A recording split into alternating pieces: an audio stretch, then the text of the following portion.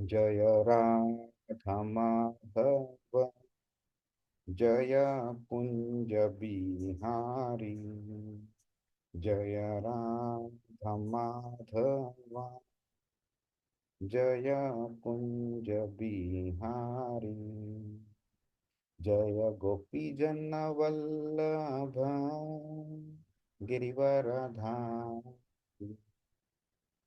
जय गोपी जन वल्लभ गिरिवरधारी यशोदानंदन व्रज जन रंजन यशोदानंदन व्रज जन रंजन यमुना तीरा वनचारी यमुना तीरा वनचारी जय राधा माधव जय कुंज बिहारी हरे कृष्णा कृष्णा कृष्णा हरे हरे हरे राम राम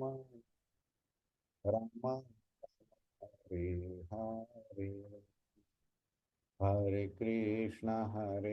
कृष्णा कृष्णा कृष्णा हरे हरे हरे राम राम राम हरे हरे जय राधा श्याम सुंदर राधे जय कृष्ण बलराम जय कृष्ण बलराम जय गौरानिताय जय गौरानिताय जय जय प्रभुपाद जय श्रील प्रभुपाद हरिनाम संकीर्तन की जय श्रीमद् भगवद गीता की जय श्रील प्रभुपाद की जय। ओम ज्ञानतिमिरान्धस्य ज्ञानाञ्जनशलाकया चक्षुरुन्मीलितं येन तस्मै श्रीगुरवे नमः।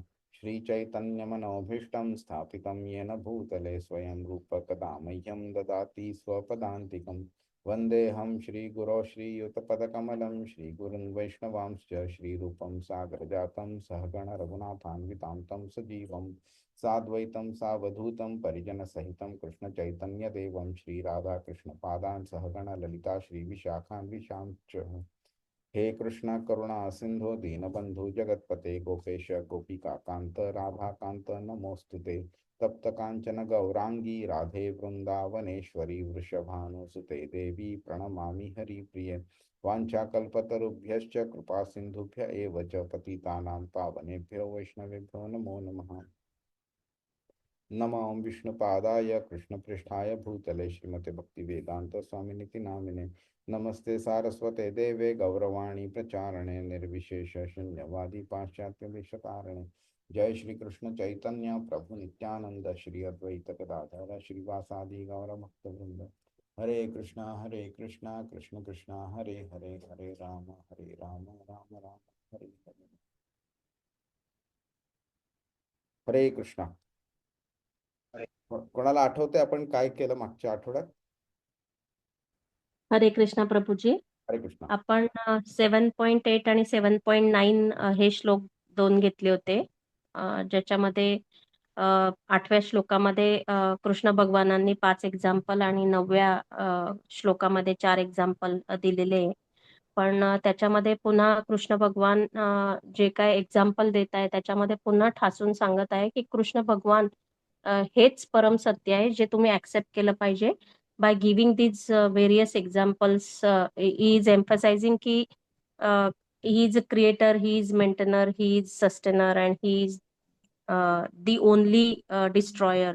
Basically, विश्वातील सर्वात ज्या गोष्टी आहेत त्या कृष्ण भगवानांनीच व्यापलेल्या आहेत, हे सत्य सगळ्यांनी जाणून घ्यायचं आहे. आणि मग एक्झाम्पल मध्ये की पाण्यामध्ये रस आहे, तर रस म्हणजे कृष्ण भगवान आहेत, किंवा चंद्रामधली शीतलता किंवा सूर्याची उष्णता किंवा तेज हे म्हणजेच कृष्ण भगवान आहे. असे वेगवेगळे एक्झाम्पल देऊन इवन ब्रह्मज्योतीचं पण एक्झाम्पल तुम्ही सांगितलं होतं की कृष्ण भगवानांच्या नखामधून जो प्रकाश आलेला आहे ते भौतिक जगत आणि आध्यात्मिक जगत मधली जी स्पेस आहे त्यात ब्रह्मज्योती म्हणतात त्याला. त्यातला प्रकाश हा कृष्ण भगवानांच्या एका नखातल्या याच्यातून येतो. सो नंतर वेदामधलं मंत्र जे आहेत ते कसे ओमने सुरू होतात आणि ओम इज नथिंग बट कृष्ण भगवान. तर असे वेगवेगळे उदाहरण देऊन पुन्हा पुन्हा ठासून आपल्याला सांगत आहेत कृष्ण भगवान की मीच परमसत्य, माझ्या पलीकडे दुसरं काहीच नाही. ते आपण ऍक्सेप्ट करायला पाहिजे असं खूप छान. थोडक्यात खूप सांगेल. छान.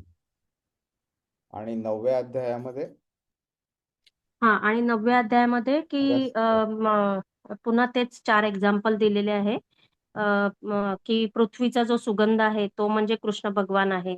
अग्नीतली जे ते अग्नी हे पॉझिटिव्ह ॲज वेल ॲज निगेटिव्ह पण असू शकते. म्हणजे यज्ञ पण असू शकतो किंवा आग पण असू शकते. तर त्याच्यातले दोघही गोष्टी कृष्ण भगवान आहे की त्यांच्यामध्ये एवढी अल्टिमेट पॉवर आहे जी इट कॅन क्रिएट और इट कॅन डिस्ट्रॉय बेसिकली.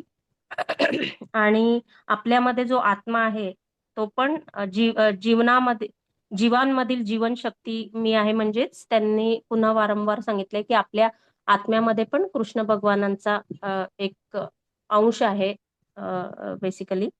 आणि तप आणि साधना करणारे जे योगी मुनी ऋषी आहेत त्यांच्यामधला तप म्हणजे साधना म्हणजेच कृष्ण भगवान आहेत. हे पुन्हा म्हणजे again he has रिएम्फसाइज्ड it.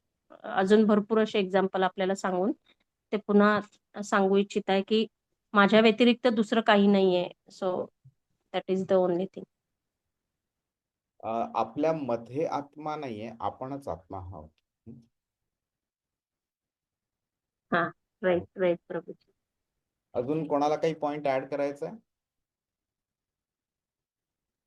Suhas प्रभू, अभिनीत प्रभू. हा प्रभू, ऑलमोस्ट कव्हर केलंय.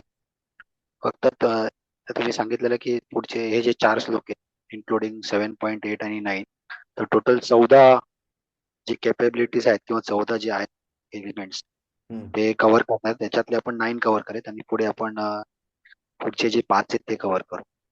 तर बाकी माताजींनी तर सगळं कव्हरच केलंय. ठीक आहे, गुड, नाईस. तर आणि आज एक विधी सांगितली आणि तुम्ही एक विधी सांगितलेली, जेव्हा माणूस जेव्हा जेव्हा त्याचा आत्मा हे जातो तेव्हा आपण शरीर जाळायची जी पद्धत आहे ती अग्नीने हे असते, कारण अग्नी सगळ्यात प्युअर मानली जाते आपल्या सनातन धर्मात. तो एक पॉइंट मी नोट केलेला. गुड, मस्त. बाकी सगळं कव्हर केलं. चला. तर आज आपण 10वा श्लोक बघून घेऊया आणि कसा वेळ मिळतो त्याप्रमाणे 11वा बघू मग आपण. कोणाला काही प्रश्न आहे पुढे जाण्यापूर्वी? प्रभूजी, एक माझ्या मनात म्हणजे आज हा प्रश्न आला होता की इथे मी वेदातील वैदिक मंत्रामधील ओंकार मी आहे असं म्हटलं आहे. तर पण मग कृष्ण भगवानांचा जो श्लोक आहे तो हरे कृष्णा कृष्ण कृष्ण हरे हरे, हरे राम राम राम हरे हरे. तर त्या श्लोकामध्ये ओम का नाही आलाय ते जस्ट एक क्युरियोसिटी म्हणून माझ्या मनात प्रश्न आला होता प्रभूजी. ओके, छान प्रश्न आहे. त्याचं उत्तर कृष्णाने 8व्या अध्यायात दिलेलं आहे. तर असं नाहीये की ओम राम हरे कृष्ण महामंत्रामध्ये ओम नाहीये म्हणून. तर गंमत कशी असते की एकच व्यक्ती असते, त्याचे वेगळे वेगळे रूप असतात आणि प्रत्येक रूपाला ऍड्रेस करायला एक वेगळं नाव, एक वेगळं शब्द असतो. तर आपण घरी जेव्हा असतो त्यावेळी आपली बायको किंवा आपला नवरा किंवा आपली मुलं किंवा आपले आई वडील आपल्याला कोणत्या पद्धतीने हाक मारतात. तर बायको असेल ती अमुक एका पद्धतीने हाक मारेल, मुलं अमुक एका पद्धतीने हाक मारतात, आई वडील अमुक एका पद्धतीने, मित्र अमुक एका पद्धतीने, ऑफिसमध्ये अमुक एका पद्धतीने. व्यक्ती तीच आहे, पण त्याला ज्याप्रमाणे बघतो आपण आणि ज्याचं ज्याप्रमाणे आपलं रिलेशनशिप असतं त्याप्रमाणे हाक मारली जाते, बरोबर. तर ज्या व्यक्तींना माहित आहे की कृष्ण हा साकार आहे, निराकार नाही, त्या व्यक्तींना कृष्ण डायरेक्टली त्याच्या श्यामसुंदर रूपामध्ये कृष्ण त्यांना तसा बघायला आवडतो. त्याप्रमाणे ते कृष्णाला कृष्ण म्हणून हाक मारतो किंवा राम म्हणून हाक मारतील. ज्या व्यक्तींना असं वाटतंय की आपण देव निराकार आहे, तर त्या व्यक्तींना डायरेक्टली कृष्ण हे नाव हाक मारण्याऐवजी त्यांना शब्दध्वनी ओमकार त्यातनं हाक मारायला आवडते. त्यांना ते जास्ती चांगलं आणि बरं वाटतं. ओके, त्यामुळे ओम हा प्रत्येक गोष्टीमध्ये आहे. कृष्ण म्हटला तर कृष्णाने आपल्याला 9व्या श्लोकातही सांगितलेलं आहे, 10व्या श्लोकात पण सांगितले, 8व्या 9व्या अध्यायांमध्ये सांगितलेलं आहे की ओम आणि तो हा वेगळा नाहीये. तर जेव्हा कृष्णाला आपण साकार समजत नाही, निराकार समजतो, त्यावेळी लोक ओम वरती मेडिटेशन करतात. त्यांना वाटतं देव निराकार आहे आणि ओम हे देवाचं प्रतिनिधी आहे, म्हणून ओमकाराचं मेडिटेशन करतात, त्याचं उच्चारण करतात. आणि ज्यांना माहित आहे कृष्ण हा साकार आहे, ती लोक डायरेक्ट कृष्णाची भक्ती करतात. आणि हे 11व्या अध्यायाच्या शेवटपर्यंत कृष्ण स्वतःच्या बऱ्याच रूपांबद्दल, स्वरूपांबद्दल बोललेला असतो. म्हणजे हे ओंकार झालं, निर्विकार रूप झालं, ब्रह्मज्योती झालं, श्यामसुंदर रूप झालं, त्याचं चतुर्भुज विष्णू रूप झालं, काल रूप झालं, विराट रूप झालं, विश्वरूप झालं, असे नंतर देवी देवता वगैरे. तर ह्या सगळ्यांमध्ये, इतक्या सगळ्या रूपांमध्ये लोक ऑब्विसली कन्फ्यूज होऊ शकतील की कोणाची मी पूजा करू म्हणून. आणि अर्जुन हे ओळखतो, म्हणून 12व्या अध्यायाच्या पहिल्या श्लोकामध्ये तो हा प्रश्न विचारतो कृष्णाला की बाबा कोणाची पूजा केली पाहिजे, आणि त्याचं उत्तर कृष्ण पुढे देतो. 8व्या अध्यायाच्या 13व्या श्लोकामध्ये सुद्धा कृष्ण बोलतो, व्याहरन माम अनुस्मरण, ओम इत्येकाक्षरम ब्रह्म व्याहरन माम अनुस्मरण. म्हणजे एखादी व्यक्ती जर का ओमचं चॅन्टिंग करत असेल तर ती व्यक्ती सुद्धा कृष्णापर्यंत पोहोचू शकते, एका अटीवरती, व्याहरण माम अनुस्मरम. व्याहरण म्हणजे चॅन्टिंग करत राहणं कंटिन्युअसली, बट त्या चॅन्टिंग करताना जर का माम अनुस्मरम, मला माझं चिंतन केलं, माझं स्मरण केलं आणि ओमचं चॅन्टिंग केलं, तर ती व्यक्ती माझ्यापर्यंत येऊ शकते. त्यामुळे ओम हे कृष्ण ह्या नावामध्येच आलं. आपण बोलतो ना, ओम नमो भगवते वासुदेवाय, ओम हो कृष्णाय हो. नमः, ओम श्री परमात्मने नमः. ओम किती गोष्टींमध्ये ओम हा मंत्र येतो. त्यामुळे सगळीकडे ओम हा मंत्र आहेच, पण हरे कृष्ण महामंत्र मध्ये Om is built into the name of Krishna itself. There is no need for separate chanting of Om. Amazing, thank you प्रभूजी. हरे कृष्ण. हा सुहास प्रभू बोला. हा प्रभू, तुम्ही एक स्ट्रॉंग पॉइंट सांगितलेला मागे की आपण कव्हर करणार पुढे की त्या योग्याचं काय होतं जो सक्सेसफुल होतो. आणि तुम्ही नंतर सांगितलेलं की मला वाटतं हा पॉइंट रिलेटेड आहे, नंतर तो भक्तीमध्ये जातो. बरोबर बरोबर. तर ह्याला रिलेटेड ओम म्हणजे मला असं वाटतं योगी तिकडे कॉन्सन्ट्रेट करतात, पण Correct. फायनली त्यांचं पुढचा जे स्टेप असते ती भक्ती असते, म्हणजे नाम. करेक्ट करेक्ट, असं अगदी बरोबर. म्हणून मी वरती हात केला बघण्यासाठी की माझी अंडरस्टँडिंग बरोबर आहे. अगदी बरोबर आहे. तर 8व्या अध्यायामध्ये ना, पहिल्या आणि दुसऱ्या श्लोकामध्ये अर्जुन 8 प्रश्न विचारतो कृष्णाला. त्यापैकी 7 प्रश्नांची उत्तरं कृष्ण 3ऱ्या आणि 4थ्या श्लोकामध्येच देऊन टाकतो. पण 8वा प्रश्न की अशा व्यक्तीचं काय होतं, म्हणजे शरीर सोडते समयी त्या व्यक्तीचं काय होतं, त्यावेळी त्या प्रश्नाचं उत्तर पुढच्या 24 श्लोकांमध्ये कृष्ण देतो. ओके, त्यापैकी वेगळ्या वेगळ्या प्रकारच्या लोकांबद्दल कृष्ण बोलतो, आणि त्यापैकी एक व्यक्ती आहे, जी व्यक्ती 6व्या अध्यायामध्ये ज्याच्याबद्दल कृष्णाने अर्धवट सांगितलेलं, की आठवत असेल तुम्हाला की डिव्हिएशन घेतलेला अर्जुनाने एक प्रश्न विचारलेला की अशा व्यक्तीचं काय होतं जो अनसक्सेसफुल होतो म्हणून 37व्या श्लोकापासून 39व्या श्लोकापर्यंत त्यांनी तो प्रश्न विचारला. कृष्णाने त्याचं पुढे त्या अनसक्सेसफुल योगीचं काय होतं हे कृष्णाने सांगितलं. पण सक्सेसफुल योगीचं काय होतं हे ना अर्जुनाने प्रश्न विचारला ना कृष्णाने त्याचं उत्तर दिलं.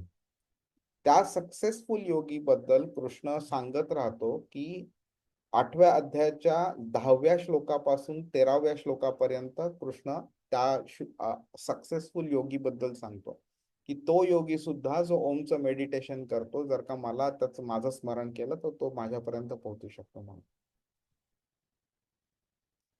हरे कृष्ण. चला आपण आता 10वा श्लोक बघूया. बीजं मां सर्वभूतानां विद्धि पार्थ सनातनं बुद्धिर्बुद्धिमतामस्मि तेजस्तेजस्विनामहम्. अनुवाद. हरे कृष्णा. हे पार्था, अस्तित्वातील सर्व वस्तूंचे बीज, बुद्धिमानांची बुद्धी आणि सर्व शक्तिमानांची शक्ती मी असल्याचे जाण. हरे कृष्ण. हरे कृष्ण. तर अक्षरशः छोट्याशा बॅकग्राऊंड मधून जर बघायचं असेल तर 7व्या अध्यायाच्या 7व्या श्लोकात कृष्णाने एक मूळ सूत्र, प्रिन्सिपल असं सांगितलं. ते प्रिन्सिपल काय होतं की पहिली गोष्ट म्हणजे कृष्णाच्या पलीकडे काही नाहीये, कृष्णापेक्षा श्रेष्ठ असं काही नाहीये. श्रेष्ठ तर सोडाच, कृष्णाला इक्वल असं सुद्धा काही नाही. आणि कृष्ण एवढा श्रेष्ठ असून सुद्धा कृष्ण प्रत्येक सूक्ष्म तत्वामध्ये आहे, पण तो त्याचं असणं आपल्याला दिसत नाही, आपल्याला जाणवत नाही, आपल्याला फील होत नाही आपल्याला, पण आहे तो. आणि तो कोणत्या स्वरूपात आहे? तो अशा पद्धतीने आहे की एका दोऱ्याला मणी जर गुंफले तर तो दोरा दिसत नाही, पण तरी सुद्धा असतो आणि सगळ्या मण्यांना एकत्रितपणे ठेवतो तो. त्या पद्धतीने कृष्ण आहे. आता त्या अशा सूत्र समजायला डिफिकल्टी होऊ शकते, आपली तेवढी नॉलेज लेवल तेवढी नाहीये. आणि ज्या लोकांचं नॉलेज अतिशय चांगलं असतं त्यांना प्रिन्सिपल फक्त एक्सप्लेन केलं तर त्यांना समजतं, पण आपल्यासारखी लोक ज्यांना त्या लेवलचं नॉलेज नाही त्यांना एक्झाम्पल्स देऊन समजवावे लागतात. आणि अशीही लोक असतात ज्यांना एक्झाम्पल देऊन सुद्धा समजत नाही, मग त्यांना कथा रूपाने समजवावं लागतं. आणि म्हणून तुम्ही जाणवल तुम्हाला की महाभारत हे जे घडलं ना, ते खरं घडवलं गेलेलं आहे.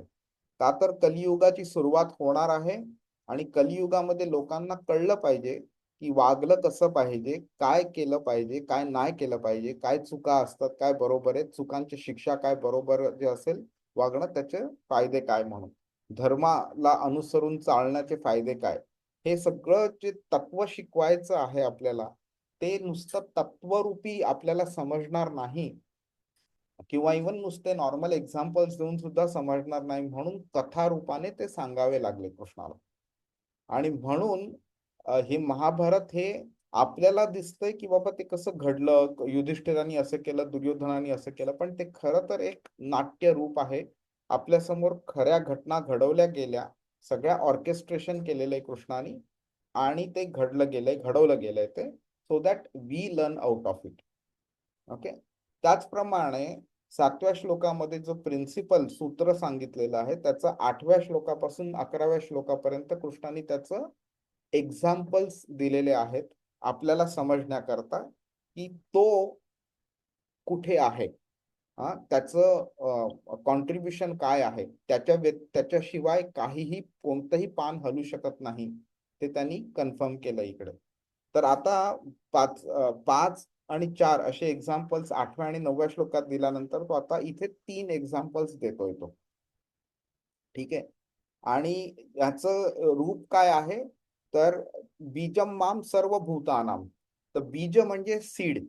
त्या बीज घातल्याने एक झाड उत्पन्न होऊ शकतं किंवा शुक्राणू अंडाणूच्या रूपामध्ये सुद्धा बीज जेव्हा मादीच्या पोटामध्ये जातं त्यानंतर सुद्धा जिकडे मुलाचा जन्म वगैरे होतो, अर्भकाचा जन्म होतो, तर ते बीज सुद्धा घातलं जातं.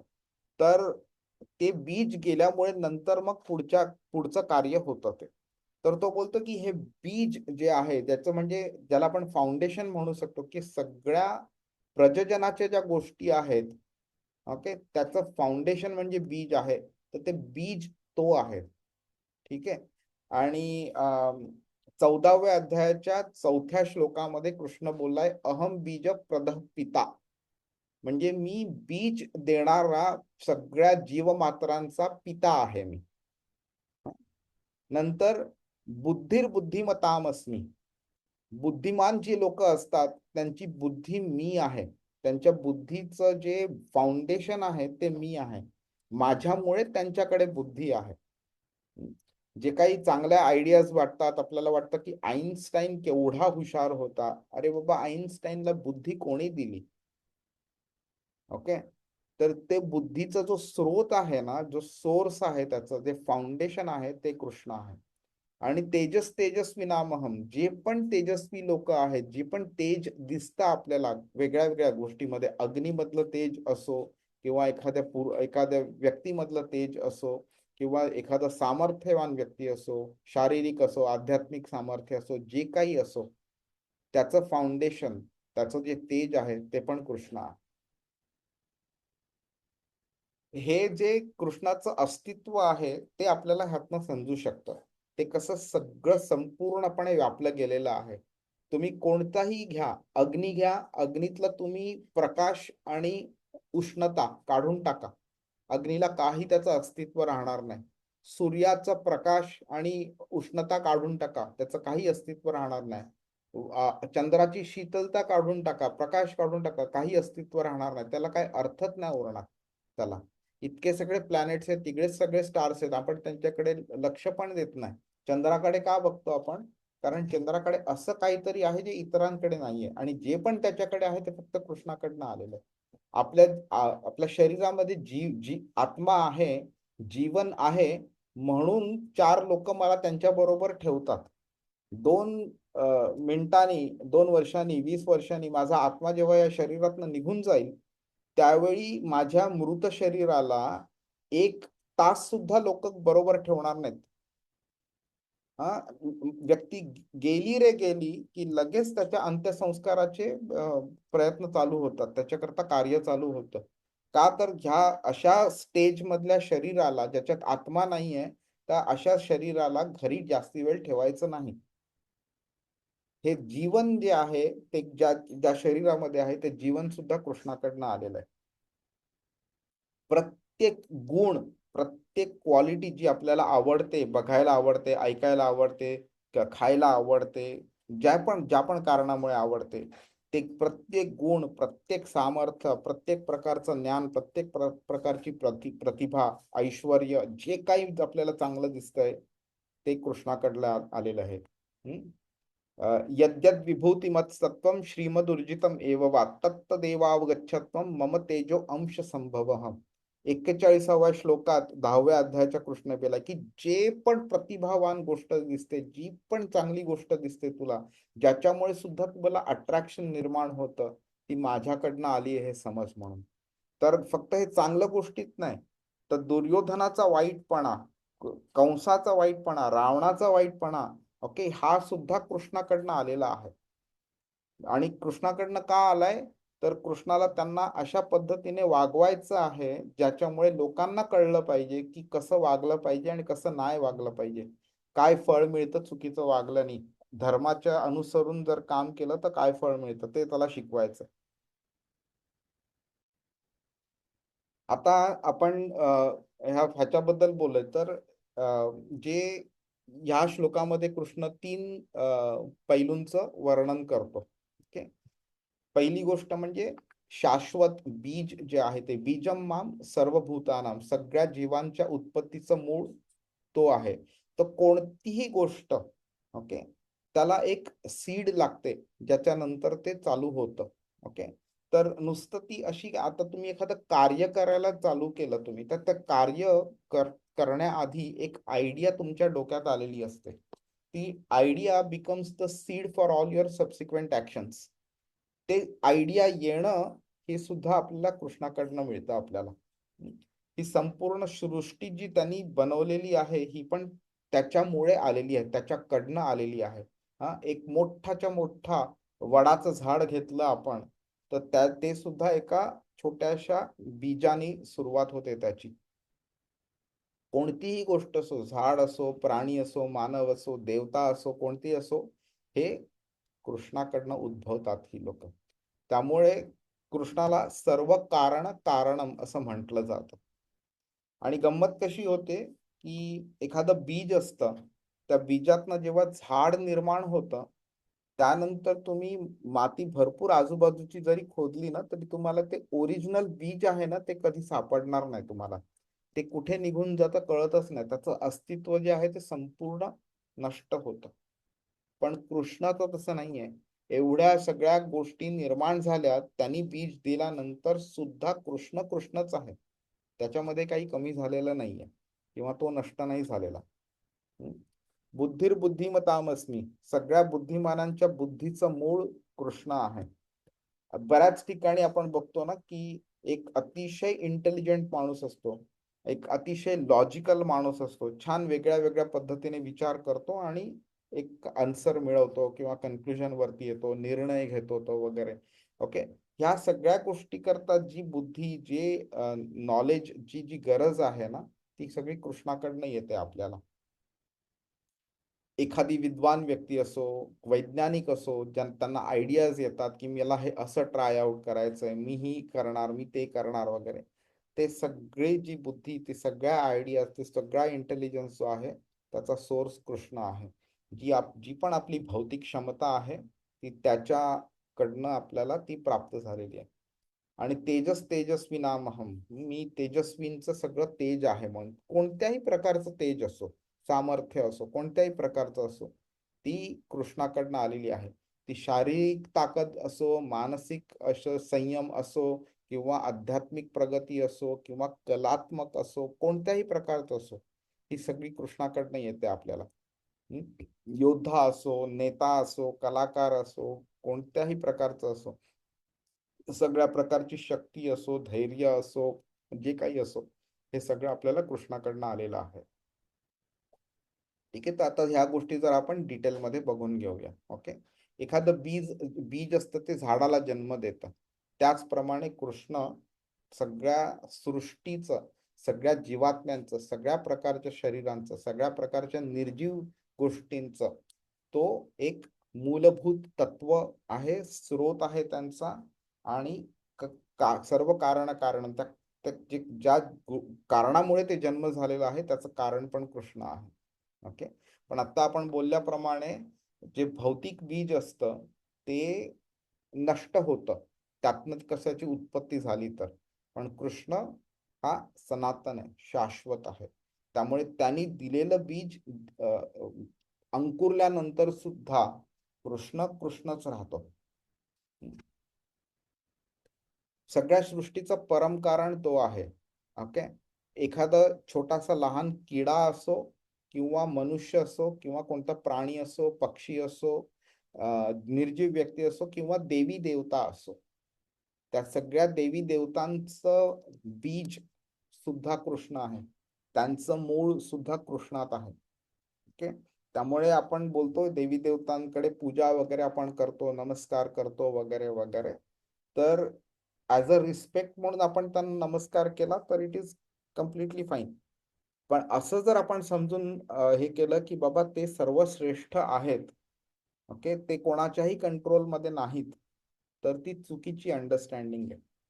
ओके, आणि आपण ह्या श्लोकाबद्दल आधी बोललेलो, ओम पूर्णमद पूर्णमिदम पूर्णात पूर्णमुदच्यते पूर्णस्य पूर्णमादाय पूर्णमेवावशिष्यते. किती ब्युटिफुल आहे बघा संस्कृत भाषा.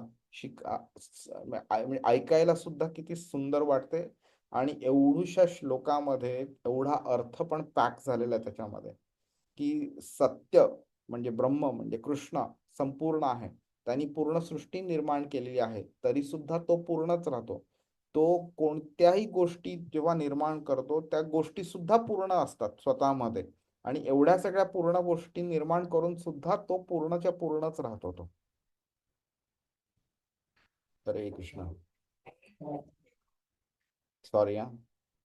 ओके, तर ममैवांशो जीवलोके जीवभूत सनातन, हा 15व्या अध्यायामध्ये 7व्या श्लोकात कृष्ण बोलला की आपल्याला असं वाटतं की जीव हा एक स्वतंत्र आहे म्हणून त्याचं अस्तित्व पालन पोषण तो स्वतःहून करतो वगैरे, पण आपल्याला त्याच्या मागचा जो कृष्णाचा एक इनविजिबल हँड असतो ना, तो आपल्याला दिसत नाही, म्हणून आपल्याला अशी चुकीची संकल्पना निर्माण होते. आता छोटीशी एक गोष्ट बघून घेऊया आपण. दोन फिलॉसॉफीज आहेत, सत्कार्यवाद आणि असत्कार्यवाद. ओके. सत्कार्य हे आपल्या सोसायटीने आपल्याला ज्याप्रमाणे शिकवलंय त्याचा अर्थ आपल्याला वाटतो की चांगलं कार्य करणं म्हणजे सत्कार्य, पण ते तसं नाही आहे. ते सत्कार्य मधलं सत जे आहे ना, ते इटर्नल आहे, म्हणजे निरंतर आहे, कधी त्याचा नाश होऊ शकत नाही. त्यामुळे पुण्य करणं हे सत्कार्य नाही, पुण्य वेगळं आणि सत्कार्य वेगळं. ओके. तर एखादी गोष्ट जेव्हा सेल्फिश मोटिवेशननी स्वतःचा फायदा व्हावा या इच्छेने जेव्हा चांगलं कार्य केलं जातं त्याला पुण्य म्हणतात. म्हणजे एक लहान मूल आहे, ओके, त्याला भूक लागलेली आहे किंवा कोणती व्यक्ती आहे त्याला भूक लागलेली आहे. जर का आपल्याला कोणी सांगितलेलं असेल की बाबा गोरगरिबांना जेवण द्यायचं आणि त्याच्यामुळे देव प्रसन्न होतो आणि तो आपल्याला भरपूर देतो, तर म्हणजे काय झालं, ते मला भरपूर मिळतंय म्हणून काही लोक त्या गोरगरिबांना जेवण देतील. जर का त्यांना सांगितलं असतं की बाबा ह्याच्यानं तुम्हाला काही मिळणार नाही, तर मे बी त्यांनी केलंही नसतं. काही लोक करतील, काही लोक नाही करणार. तर जेव्हा अशी सेल्फिश डिझायर ठेवतो, सेल्फिश एक्सपेक्टेशन ठेवतो आणि त्यांनी कार्य केलं जातं चांगलं कार्य, त्याला पुण्य म्हणतात. पण हे सत्कार्य म्हणजे जे कार्य इटर्नल आहे, जे कधी नष्ट होऊ शकत नाही, ओके, त्याला सत्कार्य म्हणतात. ओके. जसं म्हणजे भक्ती. भक्ती तुम्ही कृष्णाची एकदा केली ती कधी नष्ट होत नाही, ती निरंतर तुमच्या बरोबर राहते, त्याला सत्कार्य खरं म्हटलं जातं. आणि असत्कार्य म्हणजे तीच गोष्ट नष्ट होऊ शकते. ठीक आहे. तर कोणतीही गोष्ट जेव्हा आपण कॉज आणि इफेक्टची जर थिअरी अप्लाय केली ना, की कारणामुळे एखादी गोष्ट घडते आणि ती गोष्ट जी घडते ते दुसऱ्या गोष्टीचं कारण बनतं. ठीक आहे. तर त्याला ह्या सत्कार्यवाद आणि असत्कार्यवादच्या फिलॉसॉफीमध्ये आपण एंगेज करू शकतो. तर सत्कार्यवाद म्हणजे काय, तर परिणाम जो असतो एखाद्या कारणाचा, ओके, तो परिणाम जो असतो त्या कारणाच्या आतमध्ये सुप्त स्वरूपात ऑलरेडी असतो. ठीक आहे. तर म्हणजे काय की ओके, आपण बघूया ह्याच्यामध्ये. तर प्रत्येक गोष्टीचा जो परिणाम असतो, कोणत्याही ऍक्शनचा असो किंवा कोणत्या इव्हेंटचा असो किंवा कोणत्या एक्झिस्टन्सचा असो, त्या प्रत्येक गोष्टीचा जो परिणाम जो आहे तो त्या मूळ कारणामध्ये ऑलरेडी अवेलेबल आहे. ओके. आंब्याचं जर झाड बघितलं तर आंब्याचं झाड एका आंब्याच्या बियांपासून आलेलं आहे. तर ती जी बी आहे आंब्याची, त्याच्यामध्ये सामर्थ्य आहे की एका झाडाची उत्पत्ती तो करू शकतो त्यातनं. ठीक आहे. आणि त्या आंब्याच्या झाडामध्ये ती क्षमता आहे की तो एक फळ देऊ शकतो आणि फळात मध्ये एक बी आहे आणि ते बी सुद्धा अजून एका झाडाची निर्मिती करू शकते. तर हे कारणाचा कॉज इफेक्ट आणि तो effect becomes cause for another effect. तर कारण परिणाम, परत कारण परिणाम, कारण परिणाम, ही एक चेन आहे ती. तर परिणाम जेव्हा कारणामध्ये ऑलरेडी अवेलेबल असतो तर त्या फिलॉसॉफीला सत्कार्यवाद म्हणतात. आणि असत्कार्यवादचा ही फिलॉसॉफी आहे की त्यांचं असं त्या फिलॉसॉफीचं असं म्हणणं आहे की परिणाम हा कारणामध्ये पूर्वीपासून नसतो, त्यामुळे कारण आणि कारणातनं होणारा परिणाम ह्यांच्यात कोणताही संबंध नाही. आता ह्याच्यातलं बरोबर काय आणि चूक काय ते बघण्याकरता आपण बघूया की वैदिक तत्वज्ञान काय सांगतं आपल्याला. तर वैदिक जी ज्ञान आहे, जी परंपरा जी आहे, जे पण तत्वज्ञान आहे, ती हे सत्कार्यवाद ही जो सिद्धांत आहे त्याच्याशी अलाइंड आहे, त्याच्याशी सुसंगत आहे. कारण त्यानुसार परिणाम आणि कारण हे एकमेकांमध्ये ऑलरेडी अवेलेबल आहे. परिणाम हा कारणामध्ये अवेलेबल आहे म्हणून तर ह्या गोष्टी घडतायत. जर तसं जर नसलं तर कोणत्याही कारणापासून कोणताही परिणाम निर्माण होऊ शकला पाहिजे. म्हणजेच काय, तर दगडामधनं सुद्धा तेल निघू शकलं पाहिजे. पण ते तसं होत नाही ना. तर तेल वगैरे जे आहे ते फक्त विशिष्ट बियांपासून, विशिष्ट गोष्टींपासूनच बनतं. शेंगदाणा असो, तीळ असो, बाकीच्या गोष्टी असो, नारळ असो, त्यातनं आपल्याला तेल मिळतं. म्हणजे काय, तर त्यांच्यामध्ये तेल देण्याची क्षमता आधीपासून आहे. ह्याच्यावरूनच आपल्याला कळून येतं की जो सिद्धांत आहे तो सत्कार्यवादाशी, वैदिक सिद्धांत आहे तो सत्कार्यवादाशी रिलेटेड आहे. तेच आपण जर आता ह्या फिलॉसॉफी आता आपण जी शिकतोय त्याच्याशी रिलेट केलं तर काय करतो, की कृष्ण ही सृष्टीची उत्पन्न करतो, सृष्टीचं. आणि त्या सृष्टीमध्ये अजून अशा गोष्टी असतात ज्याच्यामुळे अजून नवीन नवीन गोष्टींचं उत्पन्न होऊ शकतं. ह्याच्यावरूनच आपल्याला हे समजू शकतं की कृष्ण हा कारण बनतो एका परिणामाकरता. ते परिणाम अजून एक स्वतः एक कारण बनतो अजून एका परिणामाकरता, आणि ही चेन चालू राहते. तरी सुद्धा आपण ट्रेस बॅक केलं तर आपल्याला कळेल की फायनली सगळ्या गोष्टींचं मूळ कारण कृष्ण आहे. ओके.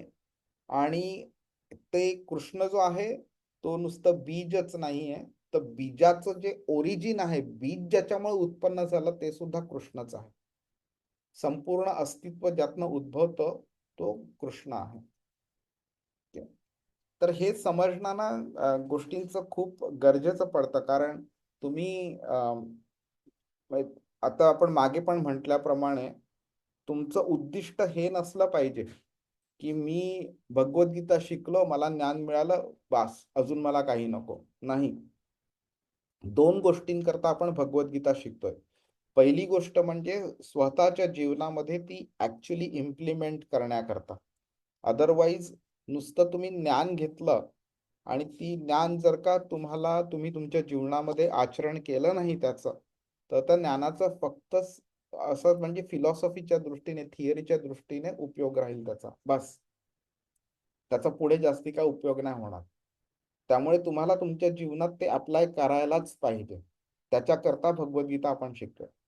आणि दुसरी गोष्ट, हे ज्ञान स्वतःपुरतं मर्यादित नाही ठेवायचंय, ते आपण इतरांना द्यायचं आहे. तुम्ही जेव्हा हे ज्ञान इतरांना देण्याचा प्रयत्न कराल त्यावेळी तुम्ही जास्ती भगवद्गीता अजून डीप मध्ये शिकायचा प्रयत्न कराल. आणि हे जेव्हा तुम्ही शिकाल आणि तुम्ही इतरांना शिकवायला प्रयत्न कराल, त्यावेळी तुम्हाला असे बरेच लोक मिळतील आणि असे बरेच प्रश्न उद्भवतील जे तुम्हाला चक्रावतील एकदम, की बाबा अरे हा काय प्रश्न आहे, ह्याचं उत्तर मला माहितीच नाहीये. तर ह्या सगळ्या, आणि मग ती स्टेज येऊ नये त्याच्याकरता आपण अजून डिटेलमध्ये, अजून फिलॉसॉफिकली, अजून कृष्णाची कृपा घेऊन शिकलं पाहिजे आपल्याला. आणि अशा वेळी ह्या सगळ्या गोष्टी आहेत ना, छोट्या छोट्या फिलॉसॉफीज तुम्हाला हेल्प करतील लोकांना एक्सप्लेन करण्यामध्ये. तर बुद्धिर्बुद्धिमतामस्मी. आता कृष्ण काय बोलतोय ते बघूया. तर सगळ्या बुद्धीचं जे स्रोत आहे ना, तुम्हाला आठवते चौथ्या श्लोकामध्ये 7व्या अध्यायाच्या कृष्ण काय बोललेला? कोण सांगेल, कोणाला आठवतंय तो श्लोक? प्रभू तो सामर्थ्य रिलेटेड होता, म्हणजे जो पण सामर्थ्य आहे व्यक्तीमध्ये त्या नाही, सामर्थ्य आहे. नाही, मन, बुद्धी आणि अहंकार बद्दल कृष्ण बोललेला ना. भिन्ना प्रकृतीरष्टधा कृष्ण बोललेला, की ह्या ज्या 8 प्रकृती आहेत, ह्या जे 8 तत्व जे आहेत ते माझी प्रकृती आहे ती. ओके. त्याच्यामध्ये मन, बुद्धी आणि अहंकार बोललेला. तर तो बोलतोय की ही बुद्धी जी आहे ही माझी एनर्जी आहे, माझी ऊर्जा आहे. ती बुद्धी थोड्या क्वांटिटीमध्ये प्रत्येकाच्या डोक्यात घुसवलेली आहे कृष्णाने. तर तो बोलतोय की ही बुद्धी सुद्धा मीच आहे म्हणून. मी बुद्धिमान व्यक्तींची बुद्धी आहे. तर त्या बुद्धीचा वापर आपण कुठे करतो, की विज्ञान असो, साहित्य असो, कला असो, खेळ असो किंवा अध्यात्म असो, या तत्वज्ञानाशी रिलेटेड आपण त्या बुद्धीचा वापर करतो. आपल्याला वाटतं आईन्स्टाईन खूप हुशार होता म्हणून, की हो खरंच हुशार होता, मे बी बाकी इतरांपेक्षा त्याला जास्ती बुद्धी दिलेली असेलही, पण ती बुद्धी कुठून आली? ती त्या प्रत्येक क्षेत्रामध्ये एका एका कुत्र्याला पण बुद्धी दिलेली असते. त्याला पण कळतं की कुठे कोणती गोष्ट करायची कोणती नाही. आता परवा काही दिवसांपूर्वी मी एक छोटासा व्हिडिओ बघितला. त्याच्यामध्ये वर्ष दीड वर्षाचं बाळ त्यांच्या घरी स्विमिंग पूल होता आणि तो बाळ तिथे धावत धावत येत होता आणि त्या पाण्याला हात लावायचा होता त्याला. त्यांचा कुत्रा तिकडेच होता स्विमिंग पूलमध्ये, तर त्याला लगेच जाणवलं की हे थोडं डेंजर आहे म्हणून. तर त्यांनी त्याचा एक पाय घेतला आणि त्या बाळाला धरलं आणि त्याला ओढलं आणि दुसऱ्या म्हणजे तोंडाने त्याचा ड्रेस धरला आणि त्याला ओढत ओढत ओढत घरी घेऊन गेला आतमध्ये तो. तर ही जी बुद्धी मिळते कुत्र्याला, प्राण्याला, झाडाला वगैरे, ती कुठनं येते ती बुद्धी? कृष्ण इथे स्पष्ट करतोय तो त्याचा स्रोत आहे म्हणून. कोणताही शास्त्र असो, शास्त्रज्ञ असो, तत्वज्ञ असो, विचारवंत असो, कोणती असो, ऋषी मुनी ज्ञानी व्यक्ती कोणतंही असो, त्यांची जी बुद्धी आहे ही कृष्णाची देणगी आहे ती. आणि आपण त्यांना दोन प्रकारे आपण अनालाइज करू शकतो. एक भौतिक बुद्धी असते जी भौतिक फायदा व्हावा म्हणून त्याचा वापर केला जातो. ओके. आणि दुसरी असते आध्यात्मिक बुद्धी असते. तर जी पण आपल्याला आध्यात्मिक प्रगतीच्या दृष्टीने नेते ती आध्यात्मिक बुद्धी झाली. ठीक आहे. त्याच्यामध्ये पुण्य करणं हे आध्यात्मिक बुद्धी नाही, ती भौतिक बुद्धी झाली. कारण भौतिक इच्छा ठेवून त्या बुद्धीचा वापर केलेला आहे, ती भौतिक बुद्धी झाली. त्यामुळे बऱ्याच लोकांचा हा गैरसमज आहे की मी किती चांगलं काम करतो, मी किती पुण्य करतो वगैरे. तर पुण्य ही काही अशी आध्यात्मिक गोष्ट नाहीये, ती भौतिक गोष्टच आहे ती. खरी बुद्धी काय? तर कृष्णाला सर्वोच्च सत्य म्हणून ओळखणं आणि त्याची भक्ती करणं ही खरी बुद्धी झाली. तर ही जी बुद्धी आहे ती आपल्याला आपण त्याला मेहनत घेऊ शकतो, त्याची नॉलेज वगैरे घेऊ शकतो आणि आपण अजूनही बुद्धी वाढवू शकतो आपण. पण बऱ्याच वेळा असं होतं की एखाद्या वेळी एक सायंटिस्ट असला तर त्याला एखाद्या वेळी कळत नाही की आता हा असा प्रॉब्लेम आहे, मी सॉल्व्ह कसा करू म्हणून. आणि अचानकपणे त्याला एखादं आयडिया येते त्याला. किती किती असं होतं ना की आर्किमिडीस युरेका युरेका करत नग्न अवस्थेमध्ये पाण्यातनं बाहेर पडला आणि ओरडत ओरडत राजाकडे धावत गेलेला सांगायला. तर ती जे गोष्टी असतात की ती आयडिया डोक्यात येणं हे कुठून येतं? ह्याचं आपल्याला उत्तर मिळालं पाहिजे ना की जी गोष्ट आतापर्यंत अस्तित्वातच नाहीये किंवा लेट्स से कम्प्युटर जेव्हा बनला किंवा मोबाईल बनला, ती बनण्याआधी तर अस्तित्वात नव्हती ना. तर मग ती जी आयडिया होती कोणाला आली की ज्याप्रमाणे त्यांनी ती विकसित केली आणि नंतर मोबाईल बनले वगैरे वेगळ्या वेगळ्या गोष्टी बनल्या. तर ते जे विकसन झालं ते त्या आयडिया मधनं झालं ते आपण समजू शकतो. पण ती आयडिया डोक्यात कुठून आली? आपण एखादी गोष्ट इमॅजिन करू शकतो आपण, बरोबर आहे.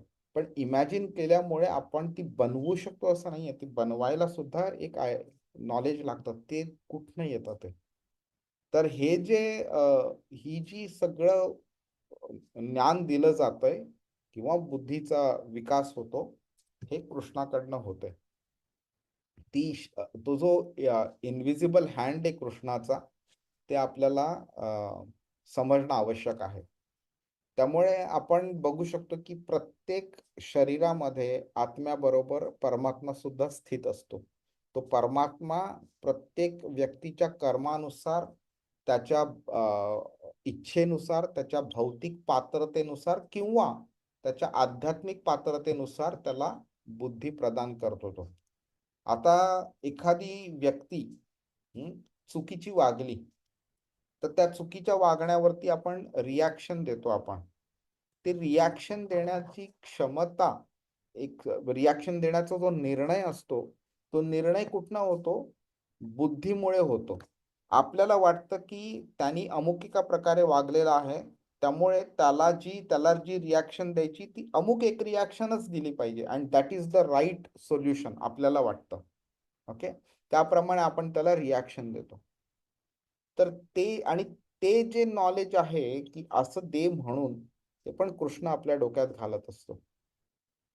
जर का आपण सत्वगुणांनी प्रेरित असलो, सत्वगुणी व्यक्ती असलो, तर त्या रिॲक्शन सत्वगुणी रिॲक्शन असते.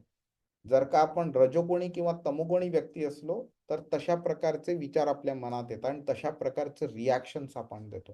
त्यामुळे तुम्ही बघाल की एकच व्यक्ती ओके जेव्हा मंदिरामध्ये असते त्यावेळी एखाद्या दुसऱ्या व्यक्तीबरोबर इंटरॅक्शन कसं होतं त्याचं आणि तीच तीच व्यक्ती जेव्हा मार्केट प्लेसमध्ये येते त्यावेळी त्याचं इंटरॅक्शन कसं असतं.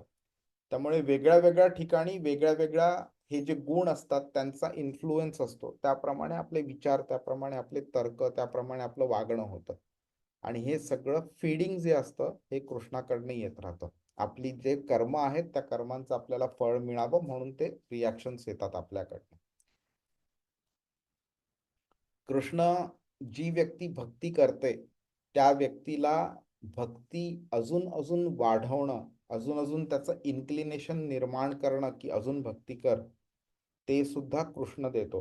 10व्या अध्यायाच्या 10व्या श्लोकामध्ये म्हणजे चतुश्लोकी भगवद्गीता 8वा, 9वा, 10वा आणि 11वा श्लोक 10व्या अध्यायाचा, त्याच्यामध्ये चतुश्लोकी भगवद्गीता कृष्णाने सांगितलंय. त्याच्यापैकी 10व्या श्लोकामध्ये कृष्ण सांगतो ददामी बुद्धी योगम तम, म्हणजे ती बुद्धी त्या लोकांना म्हणजे जे भक्त आहेत माझे त्यांना त्या प्रकारची बुद्धी देण्याचं काम मी करतो. ठीक आहे. तर अशी बुद्धी मिळाल्यावरती आपण आध्यात्मिक प्रगती करायला चालू करतो आपण.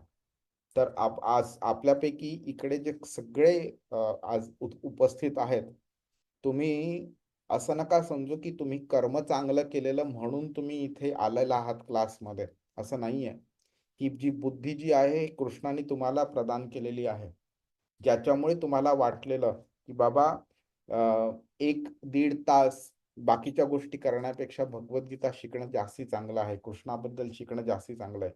ती बुद्धी तुम्हाला कृष्णामुळे आलेली आहे, ज्याच्यामुळे आज तुम्ही ह्या क्लासमध्ये बसलेला आहात. तुम्ही 7व्या अध्यायाच्या 19व्या श्लोकामध्ये सुद्धा आपण शिकूच पुढे. त्यावेळी कृष्ण बोलतो बहुनाम जन्मनामंते ज्ञानवान माम प्रपद्यते वासुदेव सर्वम इति स महात्मा सुदुर्लभ. अनेक अनेक जन्मानंतर, बहुनाम जन्मनामंते, अनेक जन्मानंतर जी खरी ज्ञानी व्यक्ती असते त्याला काय समजतं, वासुदेव सर्वमिती, कृष्ण हेच सर्वोच्च सत्य आहे, त्यांच्या पलीकडे काही नाही. आणि त्यानंतर तो त्यांची शरणागती पत्करतो. आणि स महात्मा सुदुर्लभ, असा महात्मा खूपच खूपच दुर्लभ आहे म्हणून. पण ह्या बुद्धीचा अंतिम हेतू काय आहे? काय तर भौतिक फायदा करून घेणं? नक्कीच नाहीये ना. तर ही जी आपली विचारशक्ती करण्याची क्षमता असते की त्यांचा उपयोग कृष्णाला सर्वोच्च सत्य आहे हे समजणं, त्याला ओळखणं, ती क्षमता, ते त्याचा पर्पज आहे त्या बुद्धीचा.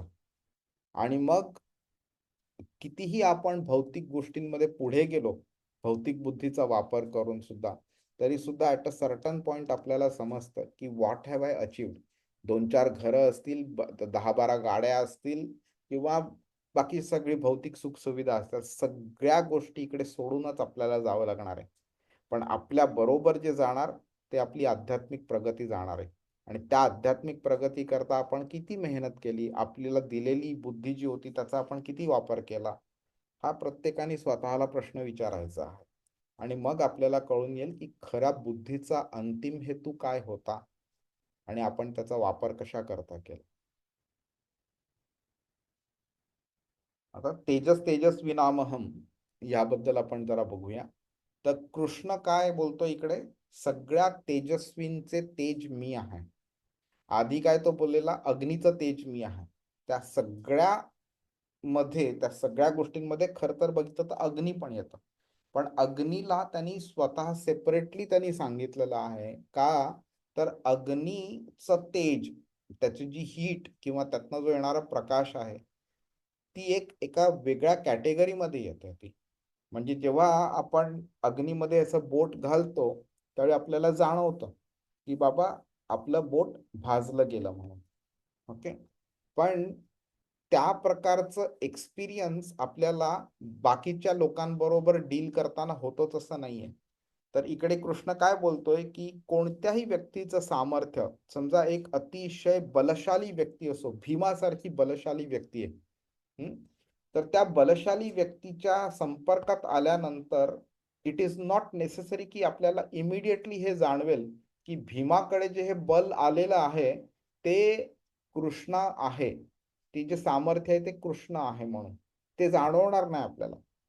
म्हणून अग्नीचं स्पेसिफिकली त्यांनी वर्णन केलं की बाबा अग्नीमधलं तेज जे आहे ते मी आहे. नंतर अजून ते एक्सपांड करायला सांगितलं की सगळ्या तेजस्वी गोष्टींचं तेज मी आहे म्हणून. कोणत्याही प्रकारचं सामर्थ्य असो, काही लोकांकडे शारीरिक शक्ती असते, काही लोकांकडे बिझनेस करण्याची शक्ती असते, युक्ती असते, काही लोकांकडे वेगळ्या वेगळ्या प्रकारचं कौशल्य असतं, कला असो, युद्ध असो, बिझनेस असो, पॉलिटिक्स असो, काही लोकांमध्ये चांगल्या लिडरशिप ॲबिलिटीज असतात, मॅनेजमेंट कॅपॅबिलिटीज असतात वगैरे. एवढ्या वेगळ्या वेगळ्या गोष्टी असतात, स्पोर्ट्स खेळण्याची क्षमता असते, हा वेगळे वेगळे लोक असतात. ती सगळ्या ज्या प्रतिभा आहेत, सगळ्या प्रकारचं सामर्थ्य आहे, कृष्ण बोलतो तुमच्या कोणत्याही प्रकारची सॉफ्ट क्वालिटीज असो, शौर्य असो, धैर्य असो, सामर्थ्य असो, हा सगळं त्याच्याकडनं उत्पन्न होतं. हा, आणि आपण कृष्णाला किती वेळा थँक्यू बोलतो ह्याच्याकरता? क्वचित कधीतरी. आणि इनफॅक्ट लोक तर बोलतात की गॉड डज नॉट एक्झिस्ट म्हणून. जे गॉड डज नॉट एक्झिस्ट हे बोलण्याकरता ज्या जिभेचा, ज्या आवाजाचा, ज्या हवेचा वापर होतो, ज्या बुद्धीचा वापर होतो, ज्या डोळ्यांचा वापर होतो, ते सगळं सुद्धा देवाकडनंच, कृष्णाकडनंच आलेलं आहे. तर आपण दोन प्रकारच्या जे सामर्थ्य आहे त्याच्याबद्दल आपण जरा बघूया. तर जे शारीरिक जे असतं त्यातनं काय होतं, हे राजे असतात, नेते असतात, धर्माचं रक्षण त्यांना खरं करायला हवं असतं वगैरे, अन्यायाविरुद्ध त्यांना लढण्याचं सामर्थ्य वगैरे लागतं. तर ह्या सगळ्या गोष्टी सुद्धा कृष्णाकडनं येतात. आणि कधी कधी सामर्थ्य दिल्यावरती त्याचा चुकीचा वापर होतो, ही बुद्धी सुद्धा कृष्णाकडनंच येते त्यांच्याकडे. ठीक आहे. आणि आपण बघू शकतो भीम किंवा अर्जुन इतका चांगला धनुर्धर होता, किंवा हनुमान, हे सगळे जे महापुरुष, महान व्यक्तिमत्व होते, त्यांच्याकडे जे पण अद्वितीय असं सामर्थ्य होतं, बळ होतं, जे काही होतं, हे कृष्णाकडनं आलेलं आहे. त्यांचं जे बळ आहे ते कृष्णाची ती देणगी आहे, त्याचं प्रकटीकरण बोलू शकतो. म्हणजे मॅनिफेस्टेशन हे शब्द आहे ना इंग्लिशमध्ये, that can describe it better. तर ते मॅनिफेस्टेशन ऑफ अ क्वालिटी, ही क्वालिटीची देणगी कृष्णाकडनं आली त्यांच्याकडे, आणि त्यांचं मॅनिफेस्टेशन त्यांच्या शरीरामध्ये झालेलं आहे. नंतर आध्यात्मिक सामर्थ्य जर बघितलं आपण, असा एक डिटर्मिनेशन असतं. भक्ती मार्गामध्ये चालता चालता अशा बऱ्याच अडचणी येऊ शकतात आपल्याला, पण त्या अडचणींवरती मात करणं आणि भक्ती मार्गावरती चालत राहणं, ते सुद्धा जी एक प्रकारची डिटर्मिनेशन लागते, मेहनत लागते, एक माइंड कंट्रोल लागतो, कोणत्या प्रकारची प्रलोभनं असतात त्यांच्यावरती विजय मिळवण्याचं वगैरे. तर त्या माइंड कंट्रोलमुळे त्याकरता सुद्धा जे आपल्याला डिटर्मिनेशन लागतं, मनाला नियंत्रण करण्याकरता, ते सुद्धा कृष्णाकडनं येतं.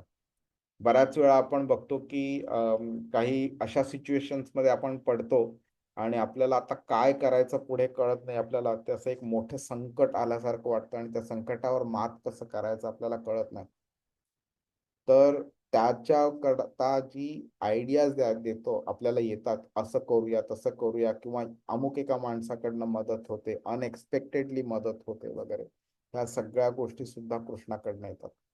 आपण जेव्हा भक्ती मार्गावरती चालतो तेव्हा आपल्याला नॉलेज मिळतं, आपल्याला की अमुक एक गोष्ट करायची, अमुक एक गोष्ट करायची नाही. त्यावेळी बऱ्याच वेळा आपल्याला कळतं की म्हणजे एखादी व्यक्तीने चुकीच्या पद्धतीने आपल्याशी वागली, बोलली, तरी आपण सहनशीलता दाखवली पाहिजे. ओके. तर ती सहनशीलता सुद्धा कृष्ण आपल्याला हळूहळू हळूहळू देत राहतो. जेवढं जेवढं आपण भक्ती मार्गावरती पुढे पुढे जाऊ, त्याप्रमाणे ती सहनशीलता किंवा चांगल्या क्वालिटीज आपल्याला कृष्णाकडनं येत राहतात. आणि ह्या सगळ्यांचा जो उद्देश आहे, तो उद्देश समजणं आवश्यक आहे की सामर्थ्य जर बघितलं तर सामर्थ्य स्वतःमध्ये काही प्रॉब्लेम नाहीये. meaning एका व्यक्तीकडे बळ आणि सामर्थ्य असणं हा प्रॉब्लेम नाहीये. त्याचा उपयोग ती व्यक्ती कसा करते त्याच्यावरती आपण ठरवतो की ते चांगलं आहे का वाईट आहे. जेव्हा युधिष्ठिराकडे सत्ता आली त्यावेळी ती सत्ता आपल्याला चांगली वाटली. पण जेव्हा ती सत्ता कंसाकडे, रावणाकडे, दुर्योधनाकडे होती त्यावेळी ती सत्ता वाईट होती. म्हणजेच काय तर सत्ता, पॉवर, सामर्थ्य ही वाईट नाहीये. ती त्याचा वापर व्यक्ती कशी करते त्याच्यावरती ती चांगलं किंवा वाईट हे आपण ठरवू शकतो. त्यामुळे कृष्ण काय करतो नेहमी, जे चांगली प्रवृत्ती असते त्या चांगल्या प्रवृत्तीला तो पाठिंबा देतो आणि चांगल्या प्रवृत्तीकडे जेव्हा चांगलं सामर्थ्य मिळतं त्याला तो अजून सपोर्ट देतो. पण जेव्हा चुकीच्या गोष्टींकरता अशा म्हणजे ह्या सामर्थ्याचा जेव्हा वापर होतो त्यावेळी तो कृष्ण ती शक्ती काढून घेतो मग हळूहळू. ठीक आहे. आणि त्यामुळे आपल्याला समजू शकतं की सामर्थ्य कोणाला मिळणं, शक्ती मिळणं, बळ मिळणं हे कृष्णाच्या कंट्रोलमध्ये आहेत आणि नेहमी त्याचा वापर धर्माच्या पालनासाठी केला पाहिजे. आता आपण पटकन हे बघून घेऊया की आपण बोलतो की तो स्रोत आहे म्हणून, तर तो कशा प्रकारे आहे ते आपण बघू शकतो आपण. ओके. ते चर अचर असे दोन प्रकारचे पशु पक्षी किंवा जीव आहेत. ओके. चर म्हणजे जे हलू शकतात, अचर म्हणजे जे हलू शकत नाही. तर वृक्ष वगैरे हे सगळे अचरमध्ये येतात. पशु पक्षी मनुष्य वगैरे हे चरमध्ये येतात. हा 84 लाख योनी आहे ज्याच्याबद्दल आपण बोललेलो. पण त्या सगळ्यांचं बीज श्रीकृष्ण आहे. हे जे ब्रह्म सत्य म्हटलं जातं ना, परम सत्य म्हटलं जातं, तर ते जे आहे ते सगळ्या गोष्टींचा स्रोत आहे आणि कृष्णाला परब्रह्म म्हटलं जातं. ओके. पुंडलिकाचे भेटी परब्रह्म आलेगा, हे विठ्ठलाच्या आरतीमध्ये आहे. राईट. परब्रह्म म्हणजे ब्रह्माच्याही पलीकडे. ब्रह्मा म्हणजे ती व्यक्ती ब्रह्मा नाही, अध्यात्म जे आहे त्याला ब्रह्म म्हटलं जातं. त्या ब्रह्मच्या पलीकडे परब्रह्म आहे. तर ब्रह्म हा निर्विकार आहे, पण परब्रह्म साकार आहे. तर कृष्ण काय बोलतोय की हे मी परब्रह्म आहे, परब्रह्मापासून ब्रह्मची उत्पत्ती झालेली आहे. आणि 14व्या अध्यायाच्या 27व्या श्लोकामध्ये कृष्ण सांगतो ह्याबद्दल की हे जे ब्रह्मण जे आहे, ब्रह्म जे आहे त्याचा फाउंडेशन मी आहे म्हणून. त्यामुळे आपण बघू शकतो की हा सगळी जी गोष्ट आहे ही ती ब्रह्म अध्यात्मापासून आलेली आहे. त्या अध्यात्माचा स्रोत पण कृष्ण आहे. त्यावेळी आपल्याला कळू शकते की कृष्ण सगळ्या गोष्टींचा स्रोत कसा आहे. तर कठोपनिषद मध्ये पण हा श्लोक लिहिलेला आहे, नित्यो नित्यानाम चेतनस चेतनानाम एको बहुनाम यो विदधाति कामान. मीनिंग एक नित्य सगळ्या नित्यांचं पालन पोषण करतोय. एक चेतना सगळ्या चेतनांना जगण्याचं किंवा त्याचं सस्टेनन्स करतो सगळ्यांचं. हरे कृष्ण. तर आता लास्ट आपण बघून घेऊया की हे सगळं समजण्याचा आपल्याला फायदा काय आहे. आपण कृष्णाचे भक्त आपल्याला बनलं पाहिजे, बनायचा प्रयत्न करतोय आपण. अजून तेवढे चांगले भक्त बनलो नाही आपण, पण तरी सुद्धा आपण ह्या श्लोकाचा आपल्या डेली लाईफ मध्ये कसा वापर करू शकतो हे आपल्याला आवश्यक आहे समजणं. तर जेव्हा आपल्याला कळतं की कृष्ण हा सगळ्या बुद्धी, शक्ती, सगळ्या गोष्टींचा संपूर्ण अस्तित्वाचं मूळ कृष्ण आहे, तर आपण मग त्याचं स्मरण कॉन्स्टंटली करू शकू आपण. त्यावेळी मग नंतर आपल्याला कळतं की बाबा मी अमुक एका कंपनीमध्ये अमुक एका प्रकारचा मॅनेजर किंवा प्रेसिडेंट किंवा ओनर ऑफ द कंपनी वगैरे आहे, तर ते सगळं ठीक आहे. पण आपल्याला ते कळतं की बाबा ही सगळी जी झाली त्याच्याकरता जी बुद्धी लागली, त्याच्याकरता ते सगळं ऑर्केस्ट्रेशन झालं ते कृष्णामुळे झालेलं आहे. त्यामुळे माझा वाटा ह्याच्यामध्ये अक्षरशः क्षुल्लक आहे. बाकी सगळं जे केलं ते कृष्णानेच केलेलं आहे. हे जेव्हा आपल्याला कळतं त्यावेळी आपल्यामध्ये नम्रता येते, कृतज्ञता येते आणि मग आपल्या भक्तीची वाढ होते. आपल्याला कॉन्स्टंटली हे समजलं पाहिजे की आपल्याकडे जी बुद्धी आहे, आपल्याकडे जी शक्ती आहे, ती आपल्या मेहनतीचं फळ नाही येते. ती कृष्णाची देणगी आहे. आणि देणगी म्हणजे काय असतं, की तुमचा हक्क नसतो त्याच्यावरती. हं. आपल्याकडे एखादी व्यक्ती येते आणि ती बोलते ना, मला देणगी द्या, मला अमुक एक गोष्ट करायची आहे म्हणून वगैरे. ती देणगी देणं, ते द्यायचं किंवा नाही हे आपल्या हातात असतं. पण घेणं हा त्याचा हक्क नसतो. तसंच ती आपल्याला बुद्धी मिळाली आहे, ती काय आपला तो हक्क नाहीये आपला. कृष्णाची उपकार आहेत म्हणून तो आपल्यावरती तो देणगी देतोय. त्याची कृपा आहे आपल्यावरती. हे आपल्याला समजलं पाहिजे, की आपली बुद्धी, आपलं ज्ञान, आपली शक्ती, आपलं सामर्थ्य, आपली कला जी काही आहे, ती कृष्णाची सेवा करण्यामध्ये वापर केला पाहिजे आपण. आणि हळूहळू आपण आध्यात्मिक बुद्धीचा आपला विकास करत गेला पाहिजे. कसं करायचं? तर भगवद्गीता वाचायचं, भागवतम वाचायचं, शास्त्रांचा अभ्यास करायचा, इतरांना ती बुद्धी द्यायची, इतरांना ते शिकवायचं आणि कृष्णाकडे प्रार्थना करायची, की बाबा अजून आपला किंवा लोकांचे उद्धार होऊ देत आध्यात्मिक मार्गावरती. आणि ही जी आपल्याकडे ही जी अशी शक्ती येतं ना, त्याचं सामर्थ्य जे आपल्याला येतं, त्याचं सामर्थ्याचा चांगला वापर करणं, म्हणजे लोकांना मदत करणं, त्यांना त्यांचं आध्यात्मिक जीवन इम्प्रूव्ह करणं. शारीरिक जीवन इम्प्रूव्ह करणं तर होतच राहतं. ते आपण करूच म्हणा. कोणी नाही सांगितलं तरी लोकं करतातच करतात. तरी सुद्धा आध्यात्मिक जीवनावरती स्पेशल फोकस असला पाहिजे त्यांचं ते आध्यात्मिक जीवन इम्प्रूव्ह करण्याचं. ओके. आणि ह्या गोष्टी जेव्हा आपण करत राहू, त्यावेळी आपली पण भक्ती हळूहळू वाढत राहते त्यांनी. हरे कृष्ण. अं, प्रभू एक प्रश्न होता, मी अगोदर पण विचारलेला तो. ते मन आणि बुद्धी, तर बुद्धी मनाच्या वरती असते. बरोबर. पण आपण म्हणतो आपलं मन भगवंतांच्या चरणी लावा. आपण असं कधीच बोलत नाही की बुद्धी. मनाला आपण प्रेफरन्स देतो. हम्म. तर अगोदर पण तुम्ही एक्सप्लेन केलं पण मला एवढं काय क्लिअर नाही झालं. हा प्रश्न मी अगोदर पण विचारले. आता गंमत कशी आहे, की बुद्धीच्या कंट्रोलमध्ये मन असलं पाहिजे. पण जनरली आपण बघतो, की आपण बुद्धी आपली चांगली असली तरी मनाची इच्छा पूर्ण करण्याकरता आपण अशा गोष्टी करतो ज्या केल्या नाही पाहिजे. त्यामुळे लॉजिकली, प्रॅक्टिकली जर बघितलं तर मन बुद्धीला कंट्रोल करतो. त्यामुळे जर मनाला जर कृष्णा चरणांवरती स्थिर केलं, तर बुद्धी ऑटोमॅटिकली स्थिर होणार ना. त्यामुळे बुद्धीला कृष्णा चरणांवरती स्थिर करून जर का मन इकडे तिकडे भटकत राहिलं, तरी त्याचा उपयोग कमी आहे. त्यामुळे मनालाच स्थिर केलं तर जास्ती चांगलं. अशा पद्धतीने सांगितलं असावं.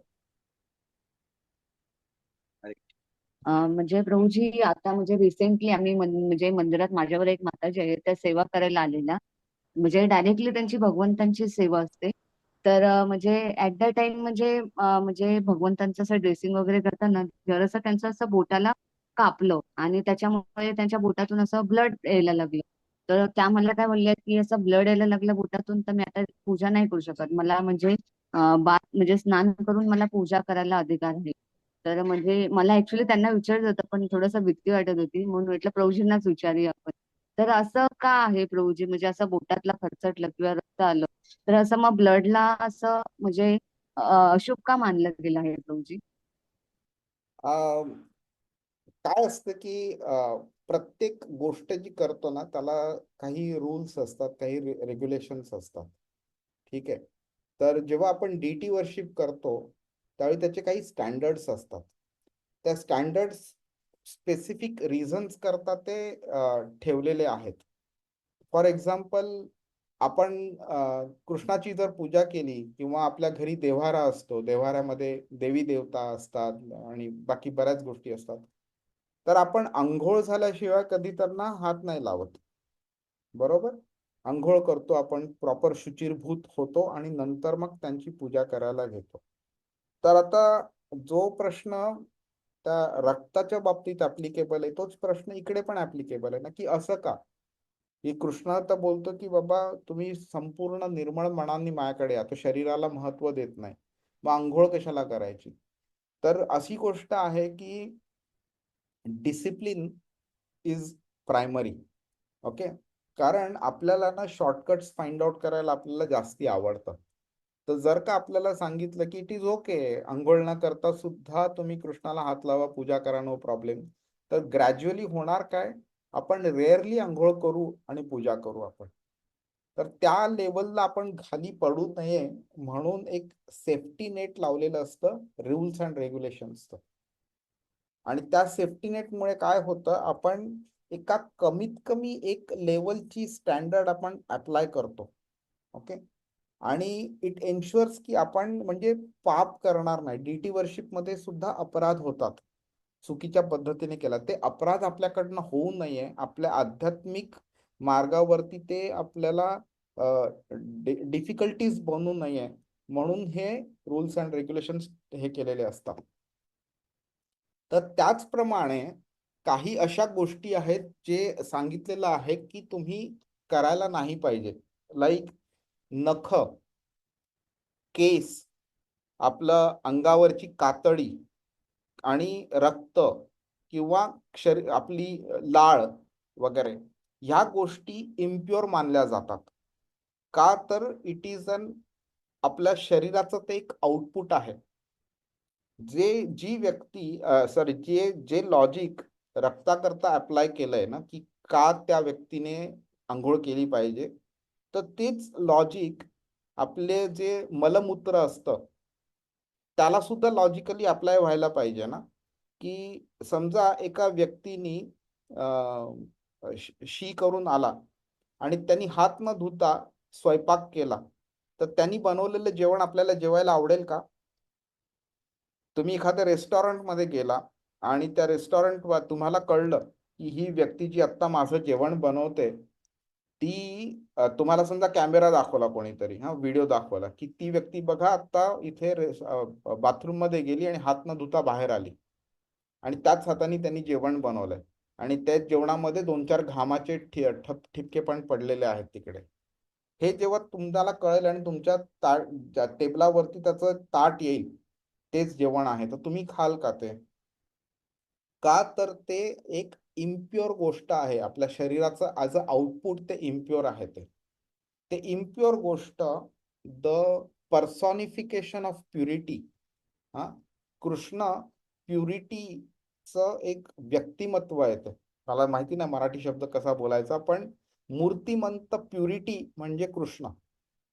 त्या सिम्बॉल ऑफ प्युरिटीला तुम्ही एका इम्प्युअर पद्धतीने तुम्ही त्याची पूजा वगैरे कराल तर त्याला त्यांनी काही फरक पडणार नाही, पण फरक आपल्या आध्यात्मिक जीवनावरती पडतो आणि तो पडू नये म्हणून हे रूल्स अँड रेग्युलेशन्स आहेत. पण ह्याच्यामध्ये सुद्धा एक्सेप्शन्स आहेत की आपली भावना काय आहे, आपलं प्रेम किती आहे कृष्णावरती आणि किती मायेने किती भक्तीने आपण त्याची पूजा करतोय ते महत्वाचं आहे ह्याच्यामध्ये. पण गंमत काय होते की एक्सेप्शनली प्युअर डिवोटीजचं एक्झाम्पल घेतो आपण आणि त्यांनी जेव्हा रूल्स अँड रेग्युलेशन्स फ्लाउट केलेले असतात ना, ते मोडलेले असतात, त्यांचं एक्झाम्पल आपण घेतो आणि आपण पण बोलतो की रूल्स अँड रेग्युलेशन्स नाही वापरले तर चालतील म्हणून. पण आपण ते बघत नाही की त्यांची भक्ती किती होती ज्याच्यामुळे त्यांनी रूल्स अँड रेग्युलेशन्सला सेकंडरी इम्पॉर्टन्स दिलं आणि भक्तीला प्रायमरी इम्पॉर्टन्स दिलं. आपल्याकडे त्या लेवलची भक्ती नसताना सुद्धा आपण रूल्स अँड रेग्युलेशन्सना इम्पॉर्टन्स देत नाही, तिकडे आपलं चुकतं. तर जगन्नाथ मंदिरामध्ये ना बऱ्याच वर्षांपूर्वीची एक गोष्ट होती. एक बाई होती, ती नेहमी जगन्नाथांकरता खिचडी बनवायची सकाळी सकाळी आणि त्यांना भोगा चढवायची. तर काही दिवसांनी काही महिन्यांनी तिकडच्या पुजाऱ्यांना कळलं की ही बाई सकाळी अंघोळ न करताच खिचडी बनवते म्हणून. तर ते पुजारी तिच्या घरी आले तिला सांगायला शिकवायला की बाबा नाही, तू अंघोळ जर करणार नसशील तर तू खिचडी बनवू नको. खिचडी अंघोळ कर आणि मगच खिचडी बनव जगन्नाथांकरता. तर तिला त्यातनं खूप दुःख झालं कारण तिला फॉर प्रॅक्टिकल रिझन तिला अंघोळ करायला जमत नव्हती. पण तिला ती जगन्नाथांकरता खिचडी बनवण्याची जी ओढ होती त्याच्यामुळे ती अंघोळीला सेकंडरी इम्पॉर्टन्स देत होती आणि प्रायमरी इम्पॉर्टन्स खिचडीला देत होती. आणि मग नंतर ती खिचडी बनवणं बंद झालं आणि बाकीच्या पुजाऱ्यांनी सांगितलं की खिचडी ती नाही बनवणार, आम्ही बनवून देऊ म्हणून जगन्नाथांकरता. त्यानंतर त्यांनी जेव्हा ह्या पुजाऱ्यांनी खिचडी बनवायला चालू केली, त्यावेळी त्यांना जाणवायला लागलं की जगन्नाथ खिचडी खात नाहीयेत, घेत नाहीयेत म्हणून. ते जाणवायला लागलं त्यांना. खिचडी पण बेचव वगैरे सगळी बनायला लागली वगैरे. मग त्यांना जाणवलं की जगन्नाथांना फक्त तिने बनवलेली खिचडी हवी आहे. आणि ती खिचडी का हवी आहे, तर तिची भक्ती, तिचं प्रेम त्या पूर्ण खिचडी बनवण्यामध्ये आलेलं आहे. आणि जगन्नाथांना अशी खिचडी हवी आहे. आणि मग परत ते पुजारी सगळे तिची क्षमा मागायला आले आणि ते बोलले की नाही, तूच खिचडी बनव म्हणून. तर आता त्या भक्ताची, त्या बाईची जी भक्ती आहे, त्या भक्तीला कृष्णाने जास्त इम्पॉर्टन्स दिलंय, रूल्स रेग्युलेशनला कमी इम्पॉर्टन्स दिलंय. पण आपण काय करतो, भक्ती तर नाही आणि आपण आणि रूल्स रेग्युलेशन्सला पण इम्पॉर्टन्स नाही देतोय, का तर आपल्याला शॉर्टकट्स क्रिएट करायचे, का तर आता आपल्यामध्ये आळस आहे म्हणून. त्यामुळे आपल्या करता सेफ्टी नेट म्हणून सांगितलं नाही, तुम्ही रूल्स रेग्युलेशन्स पाळा. आणि त्या पाळताना मग ज्या गोष्टी इम्प्युअर आहेत, रक्त, चामडं, नख, केस वगैरे, आपलं लाळ वगैरे, त्या गोष्टी जर का आल्या जेवताना किंवा जेवण बनवण्याच्या सामग्रीमध्ये वगैरे, तर ते संपूर्ण टाकून द्यावं लागतं. आणि नंतर प्रॉपर अंघोळ करून परत मग भोगा बनवायला लागतो. तर त्या माताजींनी जे केलं ते परफेक्ट केलेलं आहे. हरे कृष्ण. हरे कृष्णा. हा, थँक्यू सो मच प्रभूजी. आणि म्हणजे ऍक्च्युली माझं इंटेन्शन काय होतं की म्हणजे आपण ब्लड आता भगवंतांशिवाय कोणच ब्लड बनवू नाही शकत. तर मग शरीरात असताना मग ते प्युअर आहे आणि शरीराच्या बाहेर आलं की ते इनप्युअर आहे. तर असं म्हणून मला असं थोडासा डोक्यामध्ये तो क्वेश्चन आलेला प्रभूजी. तेच हाच लॉजिक ना मलमूत्रा करता पण अप्लाय करून बघा, मग आपल्याला कळेल की ते लॉजिक किती चुकीचं आहे. ते ब्लड प्युअर आहे असं कुठे सांगितलेलं मी तरी ऐकलं नाही. हरे Krishna. Hare Krishna, Hare Krishna.